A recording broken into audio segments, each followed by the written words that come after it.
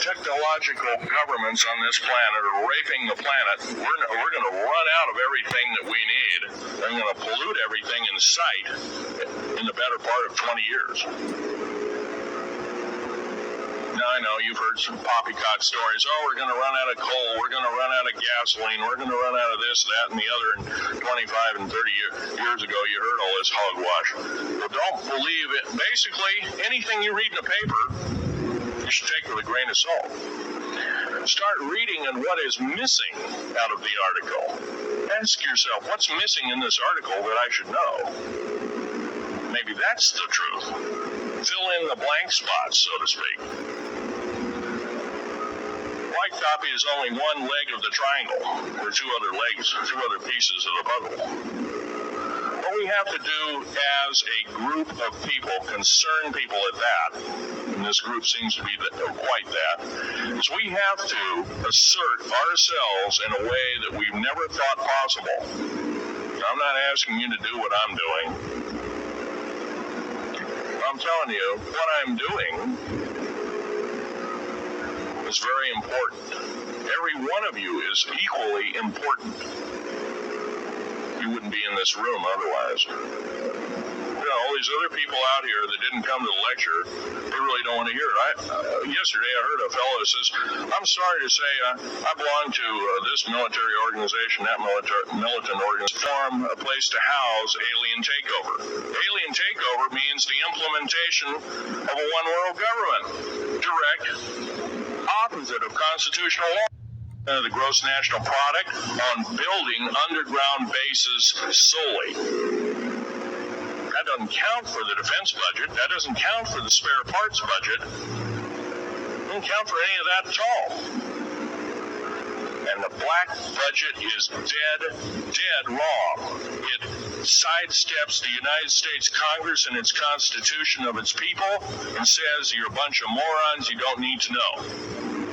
A need-to-know basis is an executive order written during the Eisenhower era, right after the created 1954 treaty, and is treasonous and illegal in this country and should be overturned and abolished.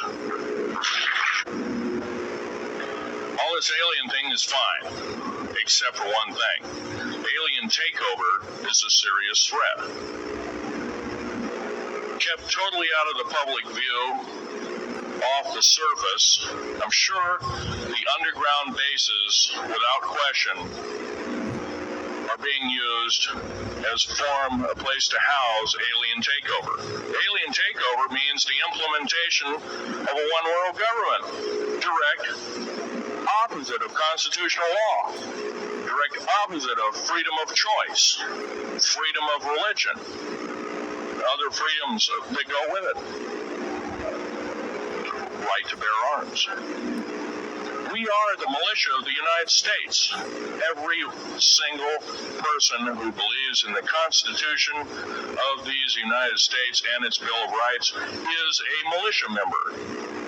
Are we going to tolerate what we've heard from Ruby Ridge? Are we going to tolerate what we've heard from Waco? Are we going to...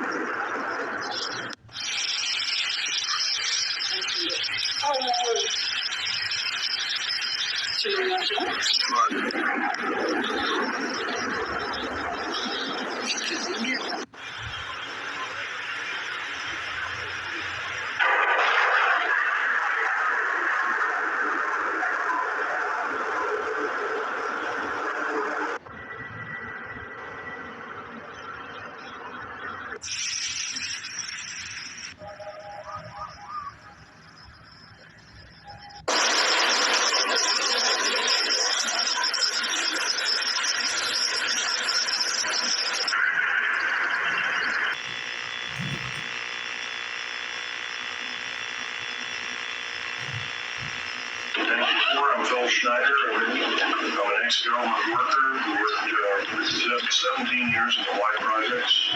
Province and Guangxi province this month, another province, Fujian, records the same vision.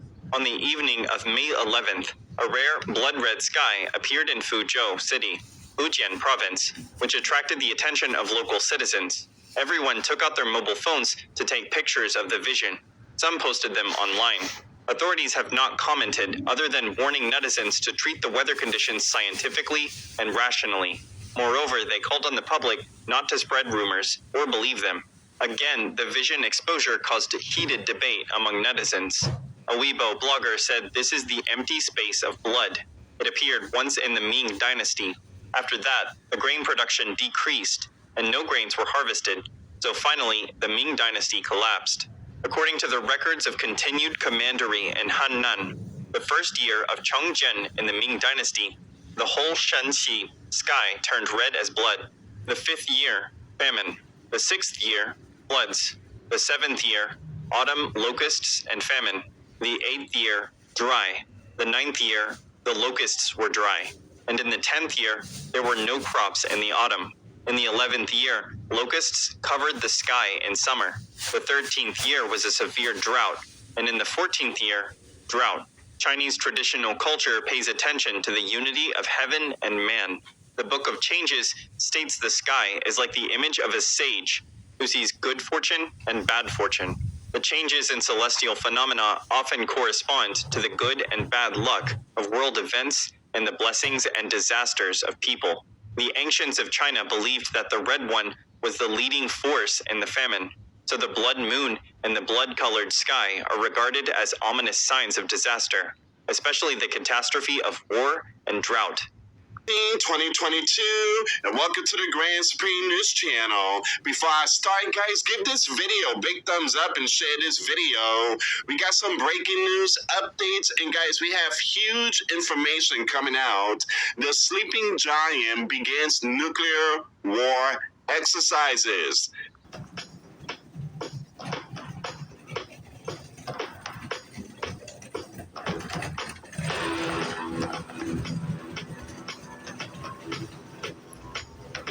Infiltration of our planet by humanoid aliens and hybrids.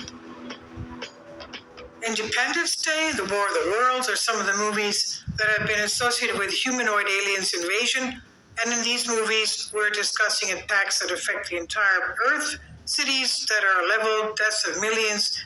It's possible, however, that the invasion has already begun, according to some. One may wonder how this could be possible. Over the years, though, ufologists and researchers have interviewed individuals who've revealed their hazardous humanoid alien encounters on multiple occasions over the years.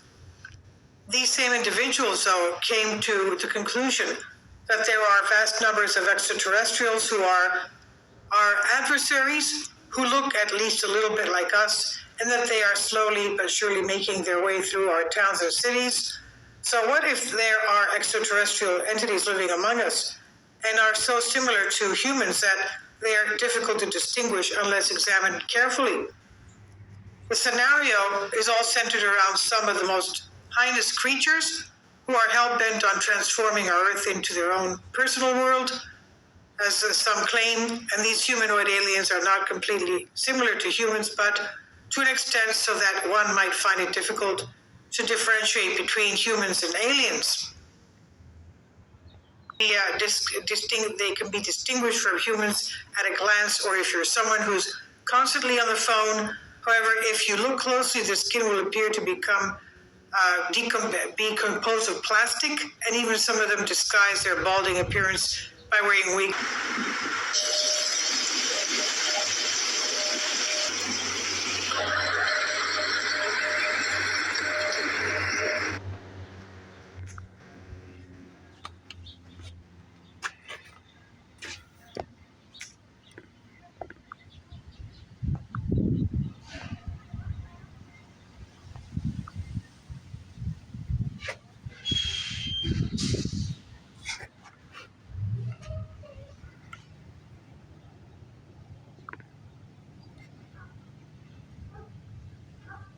Welcome to the final installment of CIA Declassify.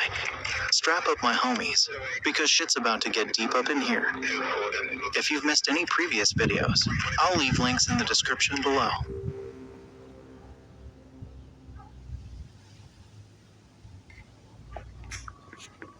This remark...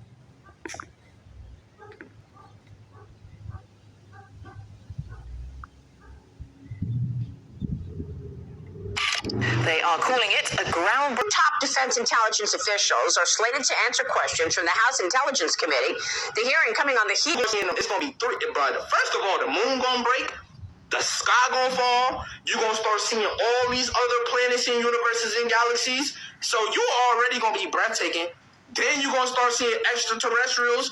You gonna start seeing the people that look just like you. You gonna start seeing 17 feet motherfuckers, 20 feet motherfuckers, ginormous spaceships. I'm talking about what? I'm talking about fucking Halo fucking ships. I'm talking about fucking Call of Duty. Call of Duty don't even do it justice. Halo is the best description. I'm talking about motherships and shit. You gonna start seeing this shit, and your heart, you might have a heart attack. You might fucking become a zombie fucking around with this shit that you about to start seeing, bro. Get ready, 2022 gonna be a hell of a year. 2020, this shit not lasting over 2023. 2020, people still got hope. Oh, after COVID, we're gonna go right back to normal. You stupid. Normal time, it's all up. I told you, the UVC radiation is too high. Everything's fucking everything's going back to original frequencies. Everything's going back to the OG. We going back to OG Kush. We going back to OG Mother Nature. We going back to OG the It's been a stark and painful reminder that nobody is safe until everyone is safe. There will be other pandemics and other major health emergencies. No single government or multilateral agency can address this threat alone. Together, we must be better prepared to predict, prevent, detect, assess, and effectively respond to pandemics in a highly coordinated fashion. The 194 member states of the World Health Organization resolved to work together towards a new international instrument for pandemic preparedness and response. This renewed collective commitment is a milestone in stepping up pandemic preparedness at the highest political level. Such an agreement, rooted in the World Health Organization Constitution, could strengthen existing international health instruments, especially the international health regulations, and provide a firm and tested foundation on which we can build and improve. The agreement also has the potential to foster an all-of-government and all-of-society approach, strengthening national, regional, and global capacities and resilience to future pandemics. This could include greatly enhancing international cooperation to improve alert systems, data sharing, research, and local, regional, and global production and distribution of medical public health countermeasures such as diagnostics, and personal protective equipment.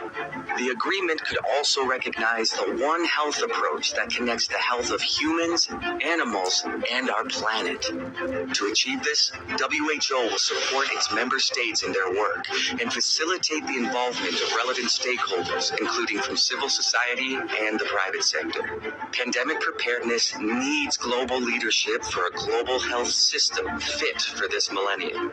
To make this commitment a reality, we must be guided by solidarity, fairness, transparency, inclusiveness, and equity. Some people in this country who sometimes think that we can take a domestic-only approach to a global pandemic. That's not a thing. You can't do that. If we're going to fight a global pandemic, we have to have a global approach. That means we need funding to ensure that we're getting around the world.